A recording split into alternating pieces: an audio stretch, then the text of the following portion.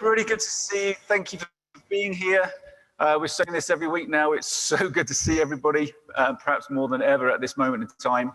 And thank you to everybody on Zoom. We're so glad you're here with us. We hope you feel very much a part of what's going on today as well. And we want to feel a part of you and what you're doing there on Zoom. So thank you, everyone. My name's Matthew. I'm the lead pastor here. Just wanted to say, we had to cancel or postpone our pumpkin patch movie night event last night. That was very disappointing. I was tracking the weather forecast because we've had such amazing fall weather. Like, it's beautiful out there now, right?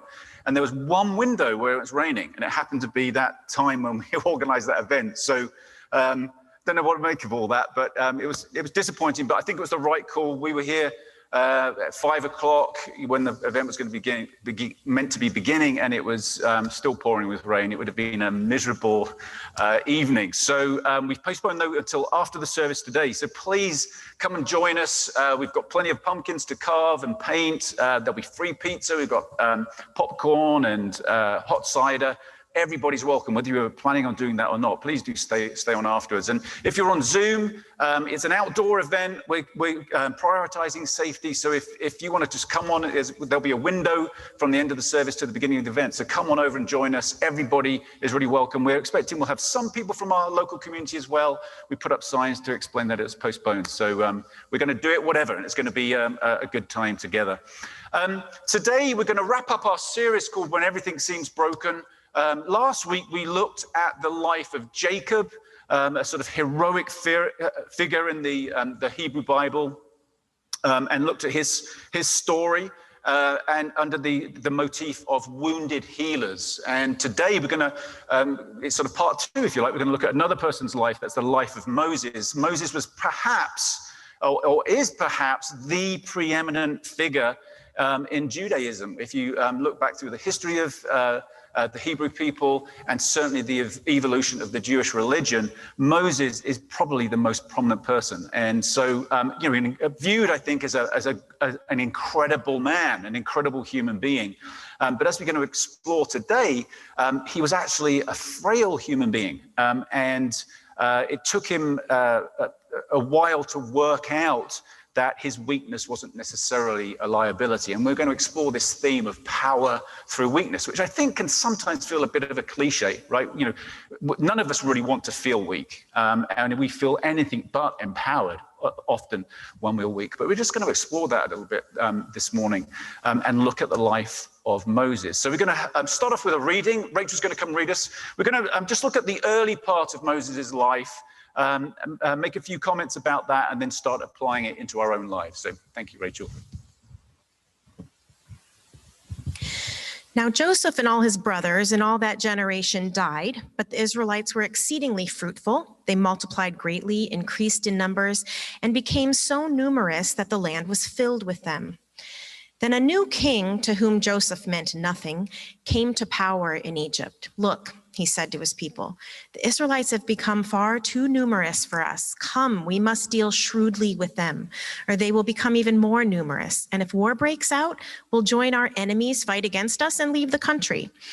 So they put slave masters over them to oppress them with forced labor, and they built Pithom and Ramses as store cities for Pharaoh. But the more they were oppressed, the more they multiplied and spread. So the Egyptians came to dread the Israelites and worked them ruthlessly. They made their lives bitter with harsh labor in brick and mortar and with all kinds of work in the fields. In all their harsh labor, the Egyptians worked them ruthlessly. The king of Egypt said to the Hebrew midwives, whose names were Shiphrah and Puah, "When you're helping the Hebrew women during childbirth on the delivery stool, if you see that the baby is a boy, kill him. But if it's a girl, let her live." The midwives, however, feared God and did not do what the king of Egypt had told them to do. They let the boys live. Then the king of Egypt summoned the midwives and asked them, "Why have you done this? Why have you let the boys live?" The midwives answered Pharaoh, "Hebrew women are not like Egyptian women. They're vigorous. They give birth before the midwives arrive." So God was kind to the midwives. And people increased and became even more numerous. And because the midwives feared God, he gave them families of their own. Then Pharaoh gave this order to all his people: Every Hebrew boy that is born, you must throw into the Nile, but let every girl live. Okay, thank you, Rachel. So this is a pretty dark story, a story that probably many of us are familiar with. You know, the story of Moses is kind of, been made into movies. We saw a clip from a famous movie at the beginning of the service today. We're familiar with it, but, perhaps we can get beyond that familiarity and recognize this is a dark story. This is a story about a tyrant, Pharaoh, the king of Egypt, who is oppressing the people of Israel who were living within his land, Egypt. And we left Jacob last week in Egypt. He'd taken his family to Egypt to be with his brother Joseph because there was a famine, and they stayed in Egypt and multiplied. They were successful. They were doing well as a mini nation within a nation. But Pharaoh is afraid. Pharaoh's jealous. Pharaoh feels very insecure, and there's reasons for that. If you look at some of the history of ancient Egypt, there were other nations that occupied the country and caused, some problems for the Egyptians, and different parties within Egypt that sort of colluded with the enemy. So he's afraid that the Israelites are going to increase in number and maybe pose a threat to his stability, to his country's stability. So Pharaoh reacts to that insecurity with violence and hatred. And oppresses the people abysmally. On the other hand, we have in this part of the story, we have the midwives. Now, we mentioned last week in the story of Joseph how frequently women are the main protagonists in the story. In this story, Pharaoh's not named. He's this anonymous, powerful king, this tyrant. But the midwives are actually named, or at least two of them are named. They become the focus of the story, and they are in resistance to the oppression of the Pharaoh, that we have civil disobedience, where they refuse to follow the orders of Pharaoh. They show great courage, and then when they're challenged, they show some kind of wiliness. Last week again, we talked about how Jacob was a clever guy. Rebecca was a clever woman. They were able to work situations to their favor. And here we see that same kind of theme, where the midwives, they're surreptitious and they're careful, and when they're challenged, they kind of tell a white lie, if you want to call it that, but they're doing everything they can to protect these babies, because it says they fear God. They've got incredible courage because they fear God. And then Pharaoh has to, he's kind of outwitted, so he resorts to even more violence, and it says that he orders them to throw the children, not just to kill them, but to throw them now into the Nile, the baby boys. And there's some foreshadowing there, because he's setting an order for the drowning of the children. And this is sort of foreboding of what's going to happen to him. He's going to drown in the Red Sea, or the Sea of Reeds, later on in the story. So there's some foreshadowing there. Let's just move on a little bit with the story. Rachel's going to read the next section here for us, where we hear about the birth of Moses. Now a man of the tribe of Levi married a Levite woman, and she became pregnant and gave birth to a son. When she saw that he was a fine child, she hid him for 3 months. But when she could hide him no longer, she got a papyrus basket for him and coated it with tar and pitch. Then she placed the child in it and put it among the reeds along the bank of the Nile. His sister stood at a distance to see what would happen to him.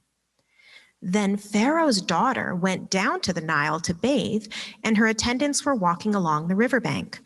She saw the basket among the reeds and sent her female slave to get it.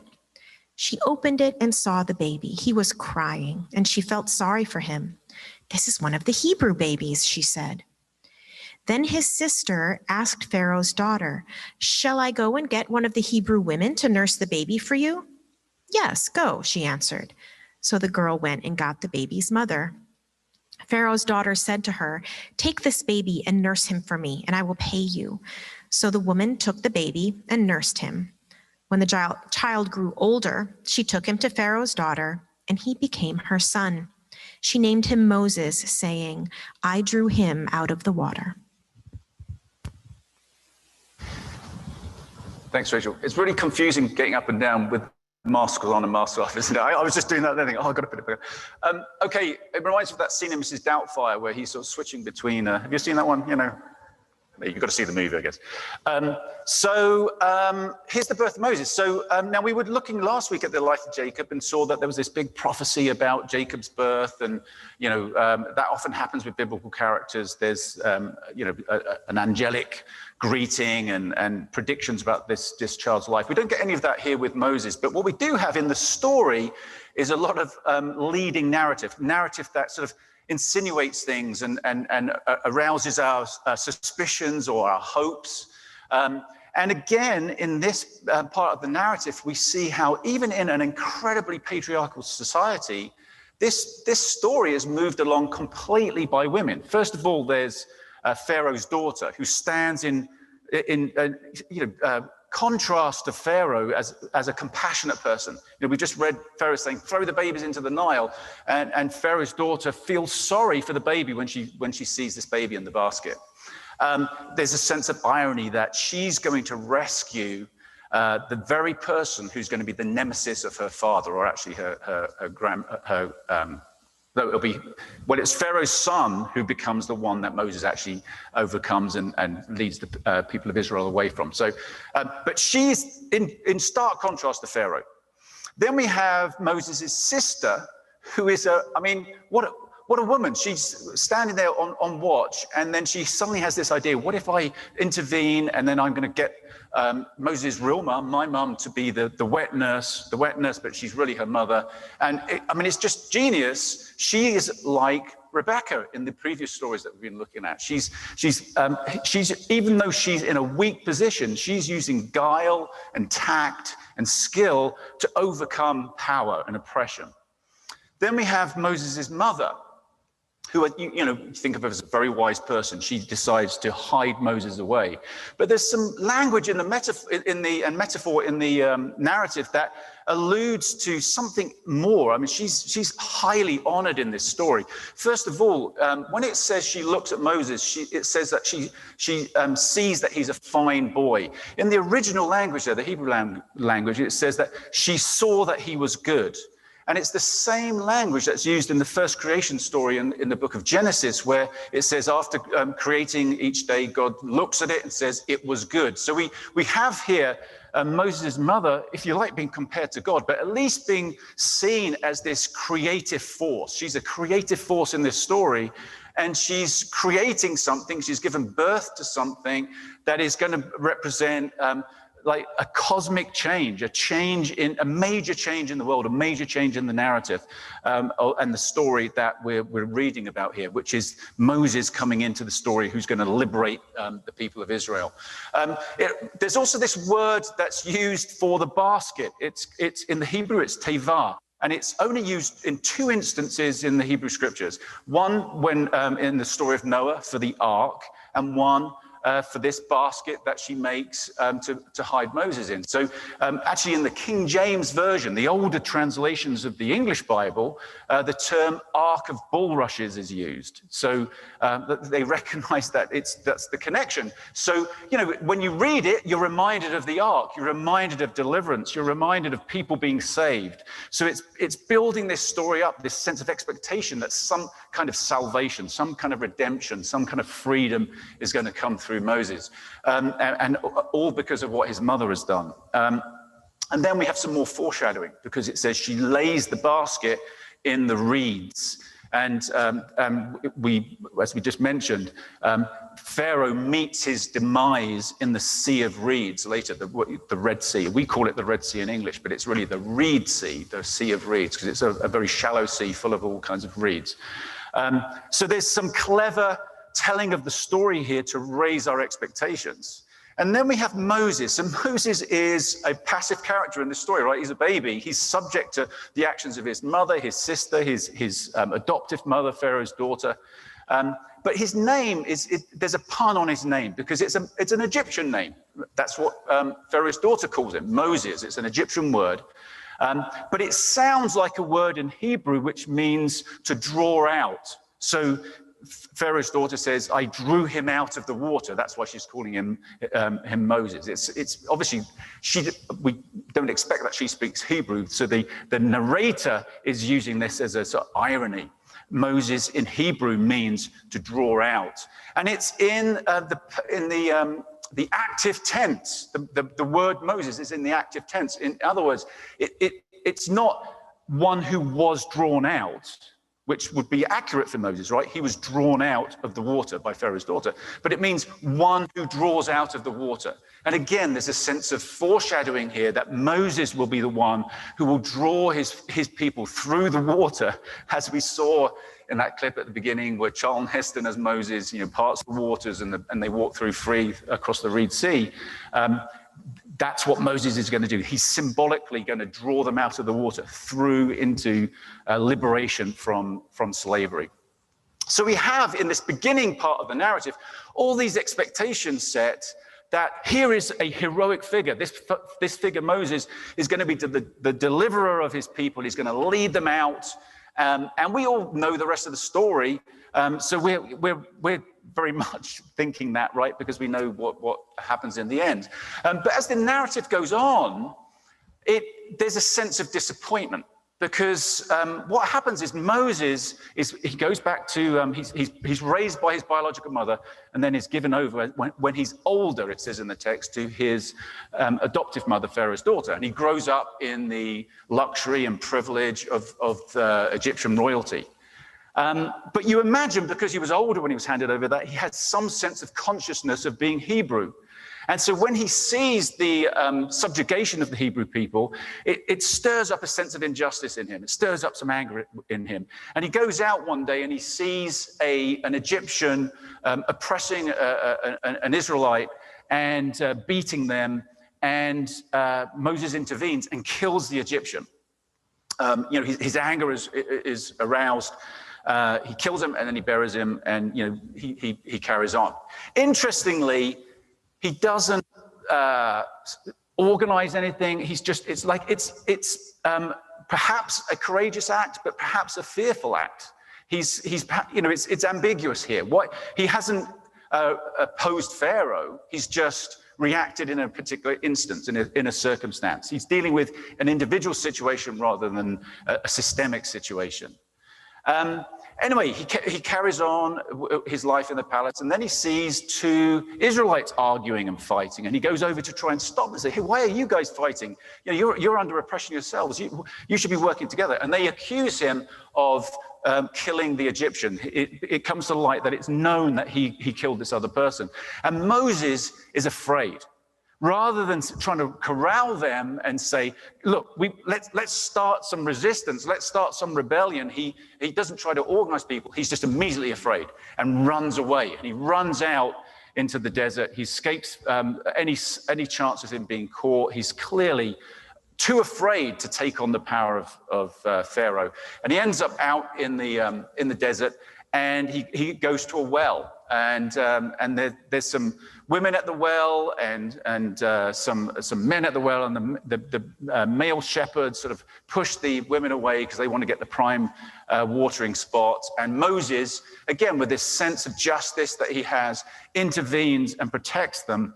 And the women take him back to their father, and Moses ends up getting married to one of those women and has a baby, and the baby is called Gershom, and Gershom means exile. And Moses is out now. All these expectations about him don't appear to have come to fruition. He's kind of a failure. He's afraid. He's run away. He doesn't seem to have any leadership ability. He's in the desert. He's managing sheep, nomadic people.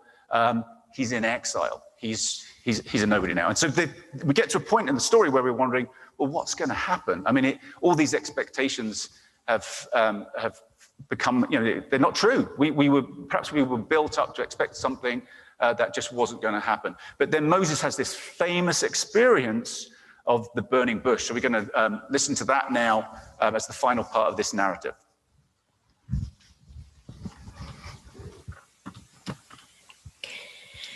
And now the cry of the Israelites has reached me, and I have seen the way the Egyptians are oppressing them. So now go. I am sending you to Pharaoh to bring my people, the Israelites, out of Egypt. But Moses said to God, who am I that I should go to Pharaoh and bring the Israelites out of Egypt? And God said, I will be with you, and this will be the sign to you that it is I who have sent you. When you have brought the people out of Egypt, you will worship God on this mountain.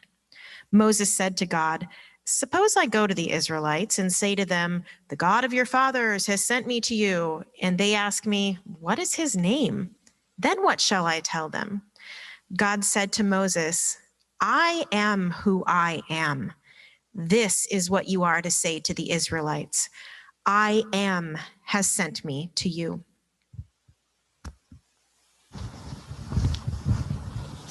Okay, so this is really the big turning point. Moses has this mystical experience where he sees this bush burning in the desert, probably not an uncommon sight. But what's uncommon is that the bush isn't being consumed. It's not just burning out, it's just continuing to burn. So he goes over to investigate, and we have this dialogue where he engages with God. It's again, another very famous part of the story. What's interesting here is that that part of the narrative begins with that God heard the cry of the people, that God is compassionate. God is on the side of the oppressed. God is on the side of the weak. That's probably not all that surprising to us. We talk about that a lot, and that's been talked about a lot over the centuries since these stories were written down. But at the time, in that setting, in that era, this was really surprising. The thought that God would be on the side of weak people, of insignificant people, was really unheard of. God was on the side of the strong. I mean, that's why they're strong. They embody a power and a force that you might even call divine. And in fact, Pharaoh in those days was viewed as divine. The pharaohs were gods, as were many other leaders in ancient cultures, whether it was you look out to the east with Chinese and Japanese emperors, or whether it's in the west with the Roman Caesars. Very often leaders were equated with deity. So deity is associated with power and strength and powerful people. That's why they're powerful. That's why they're successful. Why on earth would you think that God, the ultimate being in the universe, is with lowly people? Why are they so lowly then if God is with them? But here in this narrative, we're having all that turned around. God is saying, no, I'm with the midwives. I'm with Moses' mother. I'm with Moses' sister. I'm with the people who are being oppressed. I'm their God. And so there's some tension there immediately, some contradiction there. God is with weak people, and we don't intuitively necessarily believe that. Secondly, we have Moses as a weak person. Moses is afraid. He's saying, like, who am I? He's lost any sense of confidence. And he's afraid. He said, it's interesting, I think, he said in this, strange dialogue he has with God, he's saying, what if I go to them and they say, no, God didn't appear to you? He's questioning whether the people of Israel will believe him. He's not just afraid of going back and challenging Pharaoh. He's afraid that he won't be accepted by his own people. He feels that he's blown it. Why on earth would they follow me? I mean, I ran away. I'm a nobody. He grew up in a very privileged position. He was positioned, perhaps, better than anybody else in the royal court of the Pharaoh to take action, to do something from the inside, to do something with the privilege that he had, with the power that he had. But he didn't do anything. He just ran away. So he's worried now that they're not going to take him seriously. So he feels unbelievably weak, and he's resistant to this call that where God is saying, okay, you need to go and challenge Pharaoh and take Pharaoh on. After this passage, there's this sort of comedic interaction where Moses sort of brings up one excuse after the other, and God kind of refutes every excuse. For instance, in the first verse of chapter 4, it says, Moses answered, what if they did not believe me or listen to me? Say, the Lord did not appear to you. In verse 10, we hear him say, Moses said to the Lord, pardon your servant, Lord, I've never been eloquent, neither in the past nor since you have spoken to your servant. I'm slow of speech and tongue. So Moses is just making excuses after excuse because he's afraid and he feels so weak and he feels incapable of doing what he's being asked to do. This is the turning point in the whole story. This is the turning point in Moses' life. And I think for many of us, it represents a turning point or a potential turning point in our own lives, because we all have been in a situation like this, I think. Situations where we feel disempowered or we feel useless. We just feel like a loser. We feel like we can't do anything. We're afraid. We're afraid of failing. We're perhaps afraid to even get started on anything because of the situation that we're in. And the turning point here, I want to sort of try to summarize the turning point with three things that are said in the story, in this moment of the burning bush. The first one is, who am I? Moses has this crisis of being. It's an existential crisis. He's like, who am I? He's lost his identity. He has no confidence whatsoever. Whereas previously he probably felt some kind of power, some kind of leverage because of his position in the royal court, and he rises up and kills that Egyptian. He takes some action. Now he's feeling, who the heck am I? Has anybody ever felt like that? I know I have. And then I am who I am. So Moses says, who am I? The response, the divine response is, I am who I am. Here we have the introduction of this unspeakable name of God. God is defined as being itself. When God defines God's self, when God self-discloses, it's this very mystical, huge statement of I am who I am. I am being. I am everything. I contain everything and am in everything. And then the third question, or the third statement, I am with you. God says to Moses, I will be with you. So we've got these playings on the same verb, I am, in these three different ways in that passage that we just listened to together. What I think this represents is the existential crisis of weakness that we all experience. We all have strengths that we lean on, but we all have weaknesses. We all have limitations that take us to the point of saying, who am I? What can I do? And in that context, the great I am, being itself, the God of the universe that contains the universe and is in the universe, comes to us and says, I'm with you. And there's this union with God. There's this divine union where we experience the intimacy and closeness of the divine presence, the divine being. And it's that from which we gain strength. It's that from which we are empowered. In other words, this story, I think, shows us, and we know the rest of the story, as I said earlier. We know that Moses does stand up, go out and liberate the people of Israel. And it's a pretty amazing story. We know that happens, but this is the point where something changes, and it's a process, it doesn't happen instantly, where Moses, ironically, through his weakness rather than his strength, is able to experience union with God, closeness with God. And we see that played out in the story where he kind of is engaging with God in this incredibly intimate way throughout the rest of the story. That's why he's such a respected figure in the Hebrew tradition. He experiences that through weakness, not through his strength. And he experiences this incredible empowerment, this strength through his weakness. Again, I think we make that statement of experiencing strength or power through weakness. It feels like a cliche. It feels like, well, yeah, it's a platitude is what you say. But is that really our experience? Can we really experience that?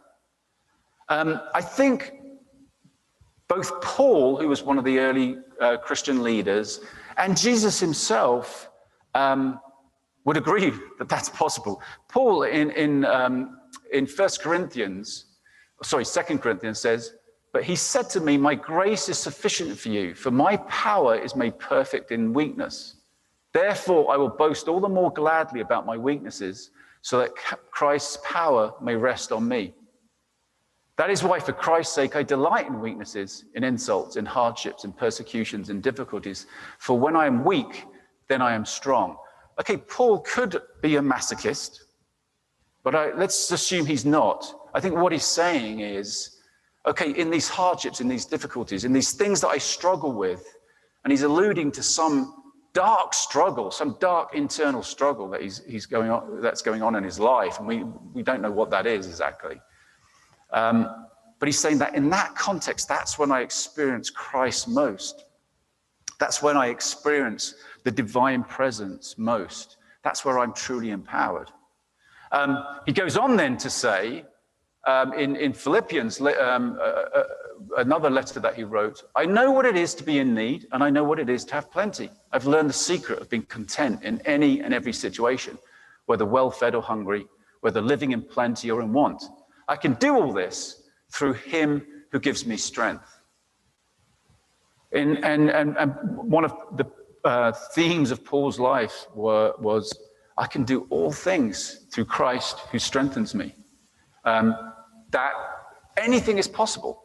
And if you think about it, this idea of union with God, empowerment by the divine being, if we were relying on our strengths only take us so far, right? They're actually limiting.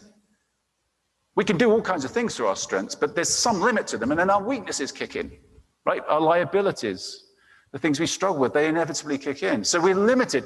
Whereas if we're experiencing God's presence in our lives, it could be that union with God, that empowerment of God, makes all things possible. So much more is possible if we were to embrace our weaknesses rather than running from them, rather than hiding from them. Jesus, as I mentioned, I think, was talking about the same thing when in Matthew's gospel he says, truly, I tell you, it is hard for someone who is rich to enter the kingdom of heaven. Again, I tell you, it is easier for a camel to go through the eye of a needle than for someone who is rich to enter the kingdom of God. When the disciples heard this, they were greatly astonished and asked, who then can be saved? Jesus looked at them and said, with man, this is impossible, but with God, all things are possible. And Jesus has had this interaction with a very rich person who wants to follow Jesus. And Jesus says, well, give away all your money. And he won't do it. He's holding on to his strength. Money and material possessions are often an indication, a representation of strength, right? We've been successful. And they also can make us feel strong. They make us feel secure and comfortable and all that kind of thing. Here, Jesus is saying, okay, yeah, if you lean on those strengths, you might actually miss out on the divine presence, the kingdom of God, the what life is really all about. And if you can let go of those strengths and actually embrace weakness, embrace vulnerability, then anything's possible. Anything is possible. I think Jesus was alluding to this when he shared with his disciples in John's gospel. Believe me when I say that I am in the Father and the Father is in me. Okay, this union with God. Or at least believe on the evidence of the works themselves. Very truly, I tell you, whoever believes in me will do the works I have been doing, and they will do even greater things than these because I am going to the Father. Jesus seems to be alluding to the fact that power comes from union with God. Power, real power. Power to change, power to be change, power to change the world, power to change everything around us.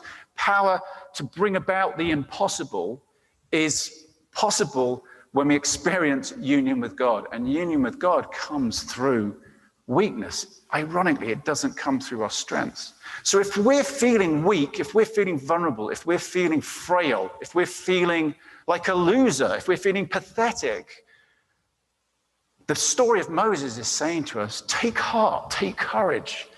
It's through people like us, and think about it collectively, the Hebrew people, the oppressed people, the people who didn't have power. People like us, the small people, can bring about change. We can be changed. We can be strong in this whole kind of way, and lead lives that can be transformative. Lives that not only result in transformation of ourselves, but transformation of the world around us.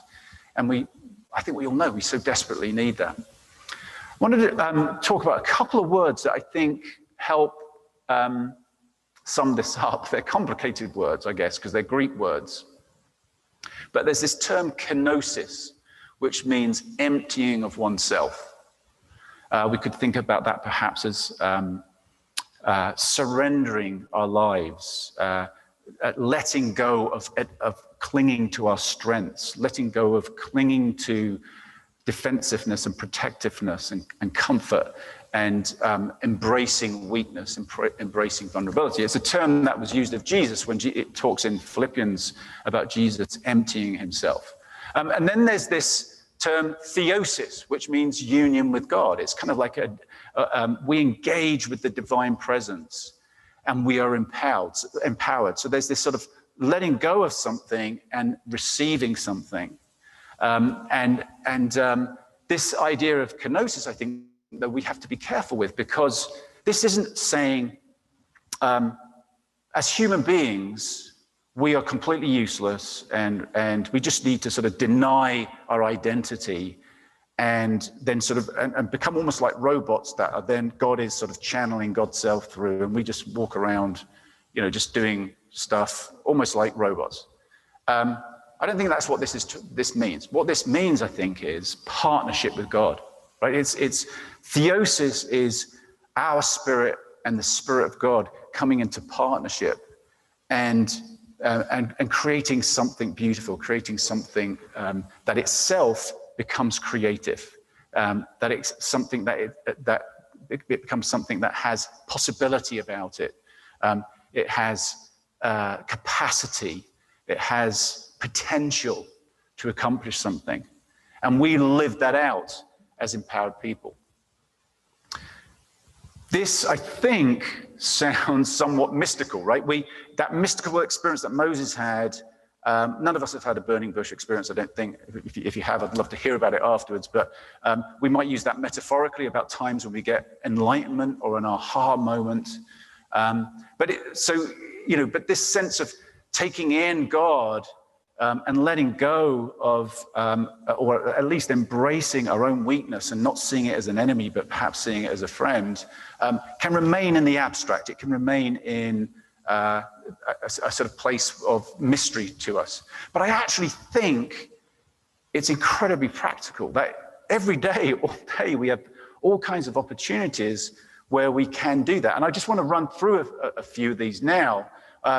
So there's several of them, and we're going to run through a list, and some of these will jump out at you, and some of them might be, that's not really relevant to me. But let's think if we were to seize opportunities to embrace our weakness in any given day. What about being yourself, right?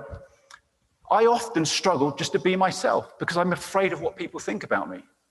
But I can, rather than being afraid and holding myself, putting on a mask, not literally, but putting on that metaphorical mask, or projecting something, or trying to be somebody I'm not. What if I just let go of that and embraced me as I am, with all its frailties, with all its struggles, with all its difficulties? How might my day be different if I lived in that kind of freedom? How might my actions be different if I lived in that kind of freedom? How might I be, ironically, stronger and more centered and more able to live life in a positive kind of way?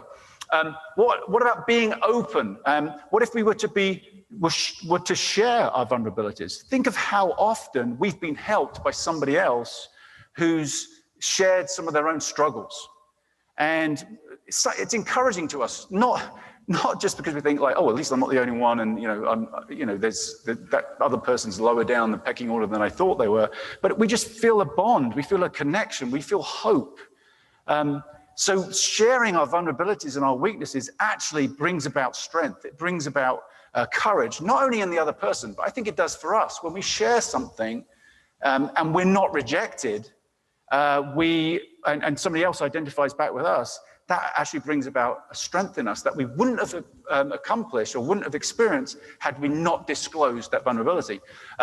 Saying sorry. When we say sorry, we're actually saying to the other person, it's vulnerable to say sorry, because we're saying to the other person, either you were right and I was wrong, or I hurt you and I'm sorry. It's kind of embracing our brokenness, it's embracing our weakness, but it can result in reconciliation, result in healing. I had a disagreement with my wife couple of weeks ago. We have more disagreements than every 2 weeks, just so you know, but this was a couple of weeks ago. It wasn't an argument, it was a very civil conversation, very good conversation. We had a disagreement about something, though, and I was trying to get her to agree with me. I wanted her to agree with me, my perspective. And, but she wasn't going there. You know, again, it wasn't an unpleasant thing. But I don't know if you've ever done this in a disagreement. I subtly introduced an element of guilt to try and, it was very subtle. It wasn't sort of, you know, I wasn't using a baseball bat or anything like that. It was just trying to make her feel guilty, because I thought if she felt guilty, and I'm not necessarily thinking all this consciously, but it's like I'm using guilt to try and make her change her mind because I want her to agree with me. Has anybody ever done anything like that? Or I'm probably the, you know, I'm just psychopath. Yeah, I get it. She still didn't agree with me. So I went away, that's how productive it is. So I went away and I was thinking about it more and realized, man, this was very conscious now. I realized, oh, I just want her to agree with me because I feel insecure. And I won't tell you what it was about, but it was an issue that I felt really insecure about. And somehow I needed her to agree with me. And it was nothing to do with her, absolutely nothing to do with her. And I'd manipulated the situation out of my own insecurity. So my natural inclination was, oh God, that's so embarrassing. I'm so useless and I want to recoil from it. But what I managed to do was to go back and say sorry. And it was on the grand scale of things, it was a relatively minor thing. But it took, I didn't want to say sorry. I didn't want to own that because it makes you look weak. It makes you look like you're emotionally needy and I am. And I just accepted it and said sorry. And it resulted in some healing. And I somehow felt stronger as a result of that. Not more in control or in charge or in whatever strength seems to represent in our culture, but somehow there was this inner strength, and somehow I experienced more union with God because I just let my guard down, and God meets us in that vulnerable space. Saying thank you, that's basically saying, I need you. I recognize what you did for me. Thank you so much for doing that. And I mean, under this one comes all kinds of things, like we need people. Perhaps one thing we need to do is ask for help, or tell somebody that we need them. That can feel weak, right? I know there's certain things I'm doing. I want to do them myself. I want to be in control of them because somehow that makes me feel strong. It can feel needy to say to somebody, I need you. There's the irony. Or to ask for help. And we can recoil from that because it's a sense of weakness. And yet somehow when we need one another and when we invite people in to help, we're stronger. We're much stronger because of the community, because of the help. We're stronger together than we are independent. Saying I love you, or initiating love. So here's the three most important things you can say in the universe, I think, are saying sorry, saying thank you, and saying I love you. How difficult it is for us to initiate love. We respond to love, but to actually initiate love, as we were talking about a few weeks ago, to adopt the attitude of a servant, where we're initiating it. We're not looking for something in return, and we're not just responding to something that somebody has done for us. But it's like it starts with me. To tell somebody how much they mean to you, to tell somebody how much you love them, to initiate affection. All these things are very risky business, right? Because we fear rejection, we fear getting used, and yet they're so powerful. Let's move on. We're going to race through these ones to wrap up. But risking failure. How often do we not do something because we don't want to blow it? And we limit ourselves to our strengths. If I can do it, and I know I can do it, and I've hopefully done it before, and I've got a track record, then I'm in the game. But if we're asked to do something that we're not sure about, we tend to back off from that, and we don't face our enemies. We don't face things that intimidate us, and as a result, possibility becomes impossibility because we won't risk failure. Standing up to what's wrong. Think about standing up to injustice. When we think about the stand we're taking as followers of Jesus against injustice and unjust people, unjust systems that we're part of, standing up to our own injustice. It's intimidating. It feels like we're taking on this monster, something, how on earth can it all change? But could we be like those midwives and just say, no, we're not going to back down, even though the odds seem so much against us and so much against people who are standing up to powerful people. Engaging in conflict. We talked about this a little bit last week. Easiest thing to do in conflict is to run away because we don't want to lose. We don't want to be weak, but it's an opportunity for us to grow, an opportunity for us to be transformed. Let's not walk away from conflict. Being non-violent is an act of weakness. The civil rights movement deliberately chose a mode of love that inherently looked and made them weak. And yet in that was great power. In that was great strength. And then just wrapping up here, letting go of control, situations we control, letting go of power. And think about everyday life here. We all have power in certain relationships, in our jobs, in certain roles we play in our lives. When we have power, it's very easy to maintain control. Perhaps there are some situations where we need to be giving away power and letting other people do the work that may not be exactly the way we want it to be, or it may make things, upset the apple cart a little bit. But what if we just let go and let other people pick up some of the power, pick up some of the control, and give them an opportunity? What if we gave away credit? We're not bothered about who. I was there first. I did it. No, that was me. All those things that, even if we don't say them, we feel them because we're just longing for people to give us credit because we feel so bad about ourselves. What if we just let all that stuff go? What if we resisted the urge to prove ourselves? In other words, what if we just said, I'm no longer going to judge myself based on my accomplishments. I'm going to evaluate myself based on the degree to which I've been able to let go, the degree to which I've been able to embrace my weakness and experience this union with God. I think this is what Jesus was getting at about the kingdom of God, this upside down kingdom. It's so mystical on one side, it's so tricky and difficult, and yet it's so practical. And as we come to communion now, communion is this time when we remember Jesus' death. And Paul, that leader we were talking about earlier, said, the cross is foolishness to those who are perishing, but it's wisdom to those who are being saved. In other words, it does not make any sense for Jesus to have just been this non-violent, loving, serving person that eventually got crucified at one level. And yet if we think about this idea of embracing weakness, it's the ultimate embrace of weakness through which incredible strength, incredible healing, incredible power has come, and in which we can participate ourselves. So as we take the bread and the wine, we've got crackers, gluten-free crackers, we've got juice, which are all at the back of the room there. And everybody is welcome to come, go to the back, take some of that, a cup, take a cracker. You can come back to your chair and eat it and drink it. As you do so, reflect not just on that list, I've put up there, but just take that as like, there's so many opportunities in which we could let go and embrace the divine presence, embrace the God who is being itself. And where are we particularly challenged? Where are we feeling particularly weak? And see that as an opportunity for us. So we've got this moment of communion.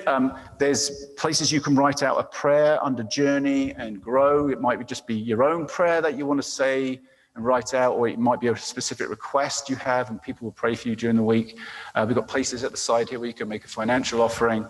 You can light a candle at the back. This is just a moment for us to pause and reflect and to surrender and receive God's presence to us. So I'm going to pray and then we'll take communion. Lord, thank you that in our weakness, you are with us. Because the reality is, I think most of us in this room right now feel pretty weak. We have our strengths, but we have our weaknesses. And thank you that you don't reject us. But ironically, you see those as ways for us to experience you more, that you love us all the more. So I pray in this moment for each of us, wherever we're at, Lord, you know the multiple situations that each of our lives represent, and they're so different for all of us. Come to us, we pray.